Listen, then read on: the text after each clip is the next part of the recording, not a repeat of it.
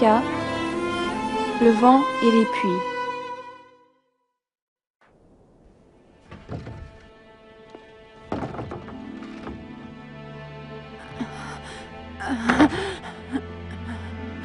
Nous devons partir. Je reviendrai plus tard. Oui, nous reviendrons.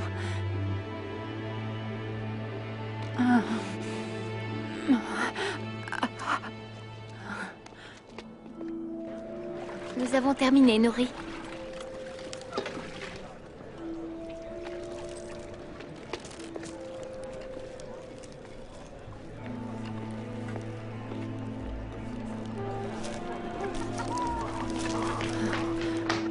Mère, tu te sens mal?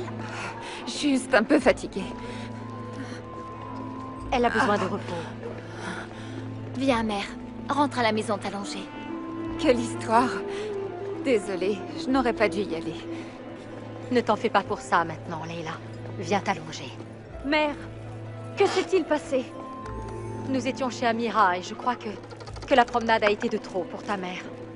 Tu sais que mère doit se ménager. Tu aurais dû y aller à sa place. J'étais au lavoir et je ne savais pas qu'elle était partie. S'il vous plaît, ne vous chamaillez pas. Je voulais y aller.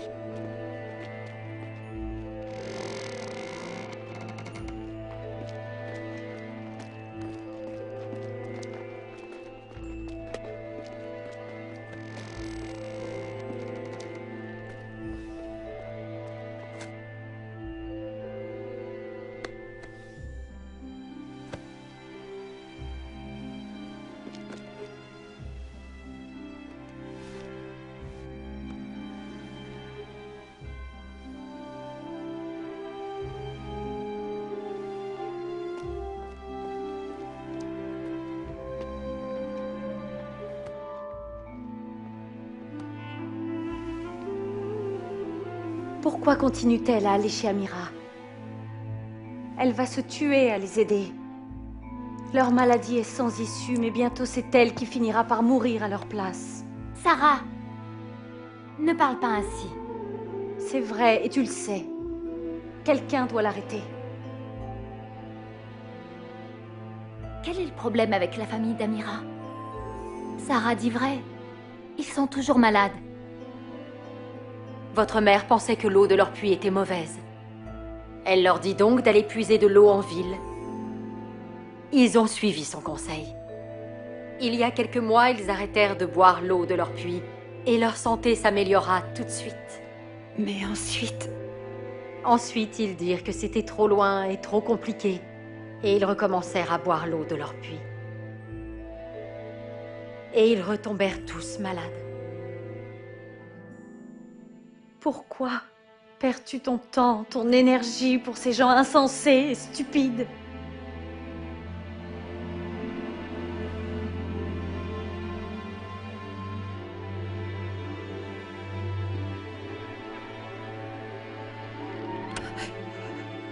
Elle ne comprend pas. C'est son amour pour toi qui l'aveugle. Ne t'occupe pas de ça.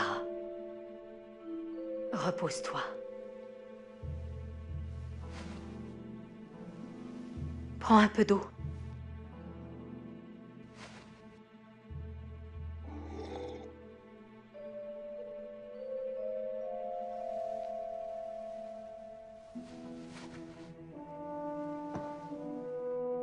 Endors-toi. Reste au calme. Viens, Mariam. Père t'a chargé de veiller sur nous. Tu dois empêcher mère de sortir. L'empêcher? Tu crois sincèrement qu'elle va m'écouter? Si elle pense que Dieu lui a dit de faire quelque chose, elle va le faire, peu importe ce que je dis. Tu te trompes. Mère t'écoute toujours. Je lui ai pourtant dit de ne pas aller à ces réunions chez Rivka, mais elle...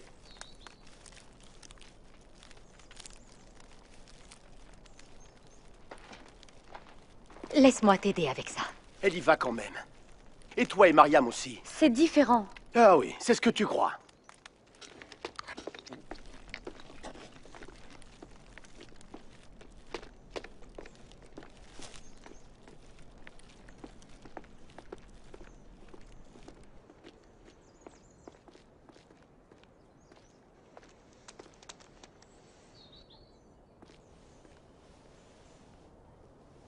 Je regrette ce que Daoud a dit.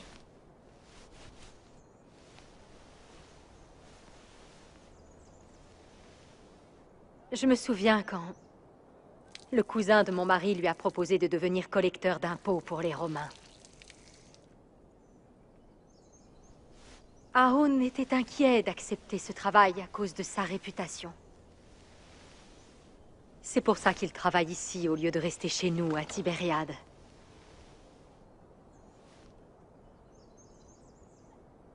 Ton frère a ses raisons de ne pas m'aimer.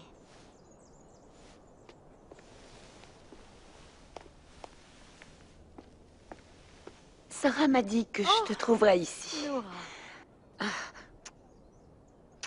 Comment vas-tu? Bien, et toi? Bien. Et toi, Mariam? Mère est à nouveau souffrante. Oh, je suis désolée. Mais nous allons bien. Merci. Je suis venue te poser des questions, Rivka. Des questions sur quoi? Sur le Saint-Esprit. Oh, question facile. Tu sais que je ne te pose jamais de questions faciles. Je comprends déjà tout ce qui est facile. Bien sûr. Assieds-toi ici, pendant que j'aide Mariam à étendre le linge. Que le vent est bon. Ce Saint-Esprit dont tu parles souvent, de quoi s'agit-il au juste? Oh, voilà. Avant que Jésus ne monte au ciel, il dit à ses disciples qu'il serait toujours présent avec ceux qui croyaient en lui. Non pas physiquement, mais que son esprit, le Saint-Esprit, serait avec nous. Et donc, nous sentons sa présence, même si nous ne pouvons pas le voir. Comme on sent le vent. Vois-tu, comme ses habits bougent et flottent selon la direction du vent. Et tu sens le vent sur ta peau. Et tu vois la brise et les feuilles voler dans la brise. Grâce à nos vêtements, et grâce aux arbres dans les champs, et grâce à notre peau, nous savons que le vent souffle. Nous ne pouvons voir le vent, mais nous pouvons le sentir.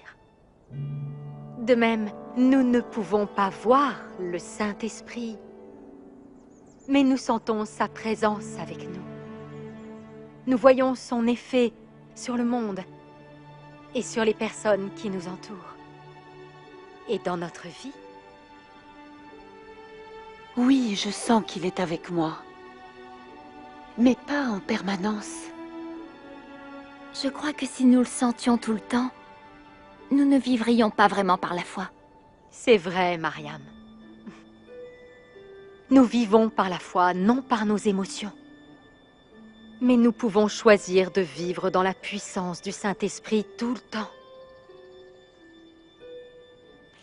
Est-ce comme de saisir le vent que nous prenons dans la voile d'un bateau de pêche?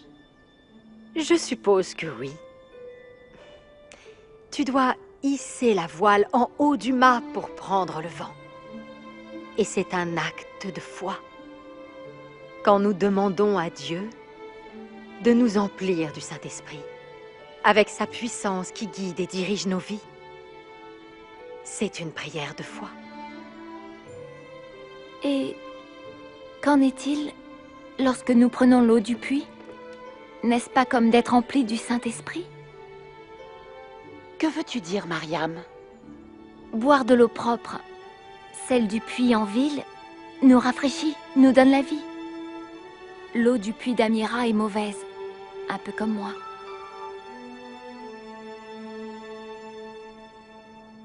Je veux dire, parfois je ne veux pas faire ce que Dieu me demande de faire. Parfois j'ai envie d'être odieuse, méchante. N'est-ce pas comme de tirer l'eau d'un puits sale? Je suppose que oui, Mariam. Que disiez-vous sur Amira? Mariam venait juste de dire que le puits sale d'Amira ressemble à notre vieille nature pécheresse. cette partie de nous qui tend à être égoïste, méchante ou trompeuse. Alors que l'eau claire du puits, ici en ville, est comme l'Esprit de Dieu? Réfléchis à cela. En acceptant le sacrifice que Jésus nous offre et en entrant en relation avec Dieu, nous recevons le Saint-Esprit dans nos cœurs et dans nos vies. Mais Dieu ne nous force pas à obéir. Nous pouvons choisir de vivre selon notre vieille nature charnelle qui nous pousse à faire ce qui est mal, ou de vivre dans le Saint-Esprit, la puissance et la présence de Dieu, qui nous conduit à faire le bien et ce qui lui plaît.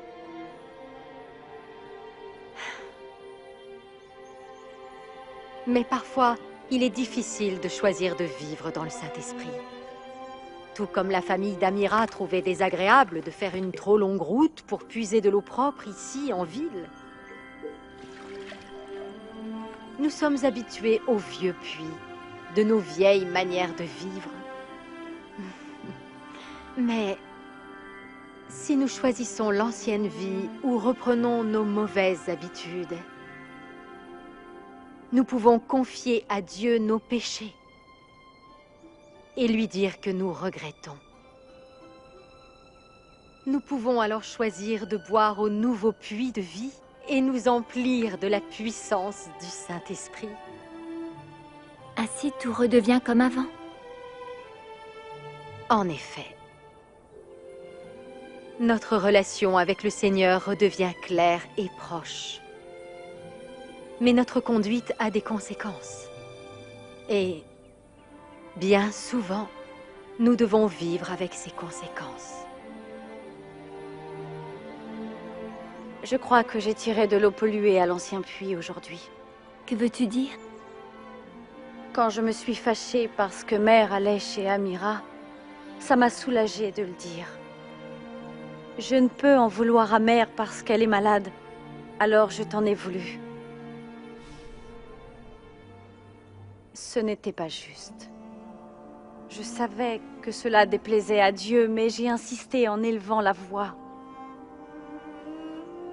Me pardonnes-tu, Mariam? Ah, Sarah. Je suis allée aussi plusieurs fois au vieux puits ces temps-ci. Le vent? Le puits? Je ne suis pas sûre de comprendre. Il y a de nombreuses questions sur qui est Dieu et ce qu'il fait dans le monde qui dépassent notre entendement. Ce qui est important, c'est que tu te souviennes que le Saint-Esprit est Dieu avec nous, à chaque instant. De chaque jour, Jésus a promis qu'il serait toujours avec nous, qu'il ne nous laisserait ni ne nous oublierait. Et par son Saint-Esprit, il est fidèle à sa parole. Nous ne sommes jamais seuls. Nous pouvons toujours lui confesser notre péché et faire le choix de puiser de l'eau au puits propre de sa toute-puissance. Dieu est avec moi. C'est une bonne nouvelle. Oui, oui, c'en est une. Je devrais aller voir Mère. Et moi, je devrais rentrer.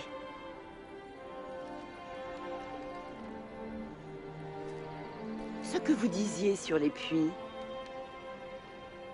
je crois qu'un jour, Laïla m'a parlé de Jésus qui donnait à quelqu'un de l'eau vive. Crois-tu que c'est du Saint-Esprit qu'il parlait? Oui. Oui. Jésus rencontra une femme puisant de l'eau à un puits en Samarie. Marie-Madeleine était là. Oh! Marie trouva que l'expression du visage de la femme était saisissante. Elle avait été transfigurée grâce aux paroles de Jésus. Elle avait bu de cette eau vive dont Jésus lui avait parlé. Je crois comprendre ce que tu veux dire. Je me sens si propre au-dedans depuis que je lui ai donné ma vie. C'est comme boire l'eau la plus propre, la plus fraîche, et être lavé, lavé encore. Continue de boire cette eau, Noura. Et si parfois tu sens que tu t'éloignes de lui, reviens à lui et confesse-lui ce qui te sépare de lui. Et respire. Bois de ce Saint-Esprit. Cette expérience n'arrive pas qu'une seule fois. Elle peut se produire encore et encore. Toutes ces années où je ne savais pas que je pouvais vivre ainsi. Peut-être apprécieras-tu encore plus cette eau vive en ayant vécu si longtemps sans elle. Maintenant, je dois y aller. J'ai promis de retourner chez Amira. Je vais voir comment va Layla. Puis-je t'accompagner, Rivka? Bien sûr, ma chérie.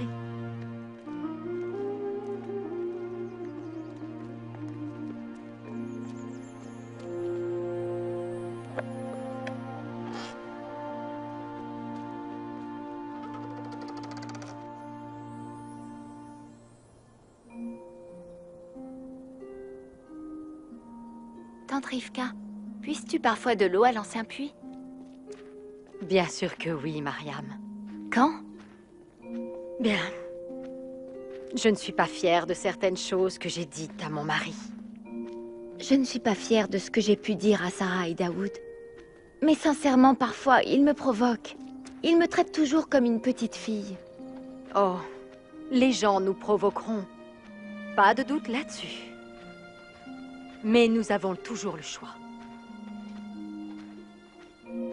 Regarde ces deux chemins devant nous. Nous pouvons choisir notre route. Nous pouvons venir à Dieu dans la prière et lui demander que ce soit lui qui transforme notre être. Qu'il nous rende capables d'aimer ceux qui ne sont pas aimables. Ou d'être patients quand on nous provoque. Ou nous pouvons ignorer cette petite voix en nous qui nous pousse vers Dieu et choisir plutôt de s'en prendre à quelqu'un ou de faire quelque chose de méchant ou mesquin. Est-ce que c'est plus facile en vieillissant? Bien. Je crois que nous prenons des habitudes, bonnes ou mauvaises. Mais plus nous vivons avec une attitude de reconnaissance et de soumission à Dieu, plus c'est facile pour nous d'entendre sa voix et de lui répondre. Mais c'est toujours tentant de suivre notre propre voie. Je choisis celui-ci. Mais ce chemin ne me mènera pas chez Amira. Je sais. Merci d'être ici avec moi.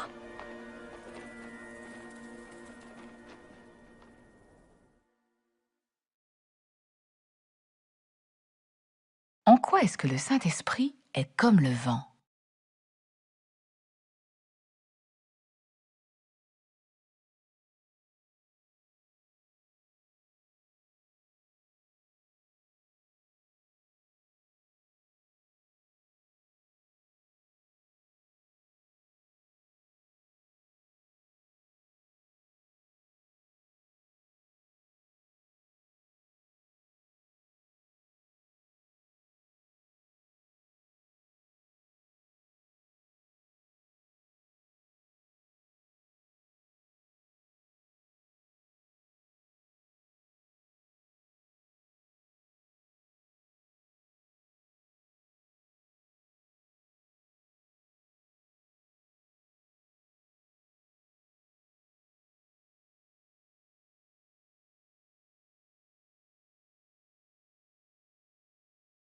Qu'est-ce que l'histoire d'Amira et des puits montre au sujet de notre nouvelle vie avec Dieu?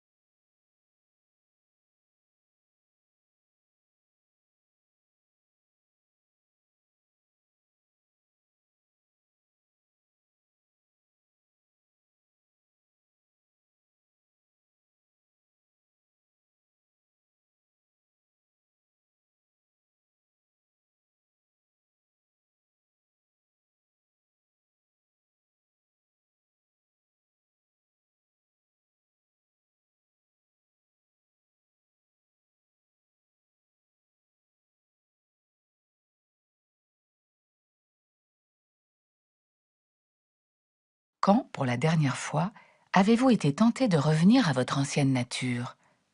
Quel en a été le résultat?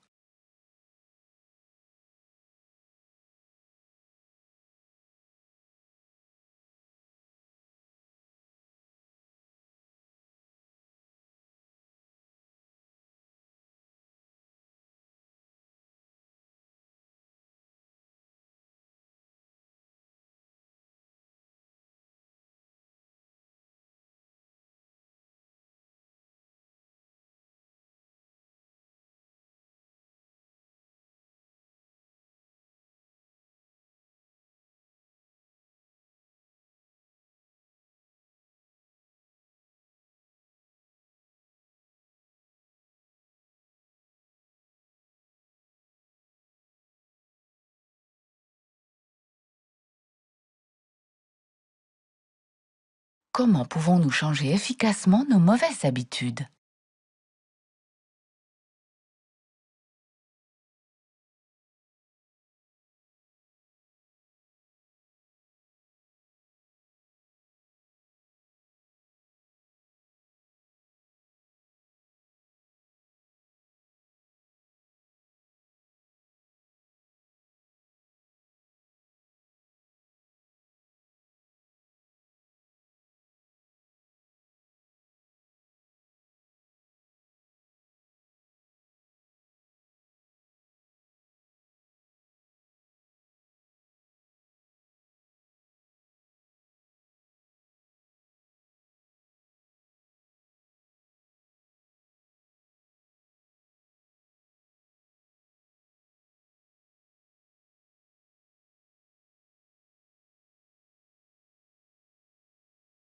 Qu'avez-vous appris concernant le Saint-Esprit?